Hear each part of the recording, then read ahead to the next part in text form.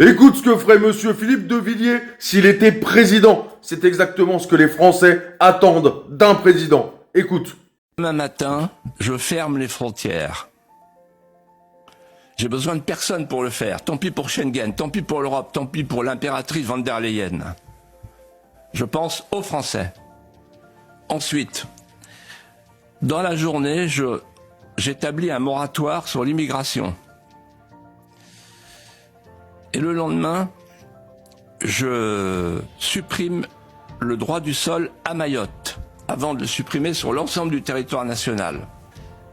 Ensuite, je fais savoir à l'Algérie que je coupe tous les visas, toute l'aide financière, les passeports diplomatiques pour les oligarques, tant que Boualem Sansal est en prison. Ensuite, je vide les prisons, je les désemplis. Je renvoie les 20 000 prisonniers étrangers chez eux, ils n'ont rien à faire chez nous, et dans les cellules vides, j'accueille les narcotrafiquants pour éviter que la France ne soit, c'est une question de délai, un narco-État. J'ai l'intention de convoquer mon ministre de l'Éducation, la fameuse Madame Borne. Je vous donne instruction de remettre les profs sur l'estrade, d'enrayer le processus de l'école charia compatible et de prendre les dispositions pour que l'uniforme soit obligatoire à l'école et que chaque lundi et chaque vendredi on lève les couleurs de la France. Ensuite, à la manière de M. Trump aux États-Unis, je décide d'interdire la transidentité et toutes les opérations chirurgicales, les bloqueurs de puberté sur les jeunes. L'activisme transgenre n'aura plus sa place en France. Moi, j'ai envie de dire Philippe de Villiers, président. Après ce qu'il vient de dire, Philippe de Villiers, président. C'est exactement ce qu'un président devrait faire.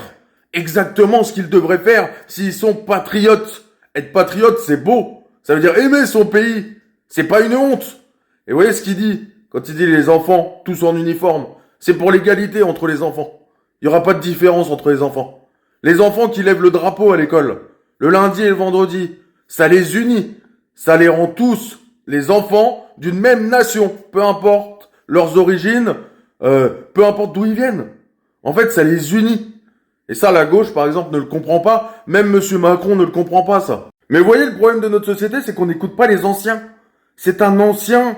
Lui, c'est un vieux de la vieille de la politique. Il connaît ça. Il a le sens de la politique. Il sait parler. Il est élégant, il est classe. Il a fait des trucs énormes dans sa vie. Je vous signale juste qu'il a quand même fait le Puy du Fou et le Vendée Globe. C'est quand même pas rien, d'accord? Plus, il a été politicien, plus plein d'autres trucs. Je veux dire, ce mec, il a un bagage.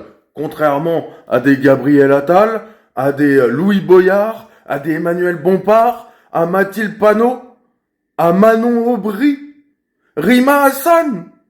Ça, c'est des vrais politiques qu'il faut qu'on écoute. Ils savent de quoi ils parlent. Et c'est exactement ce qu'il faut faire pour redresser la France. Et il dit un autre truc que je vous ai pas mis dans la vidéo. Il dit aussi faire une politique familiale pour redresser la natalité en France, qui décline. C'est ça le problème aussi.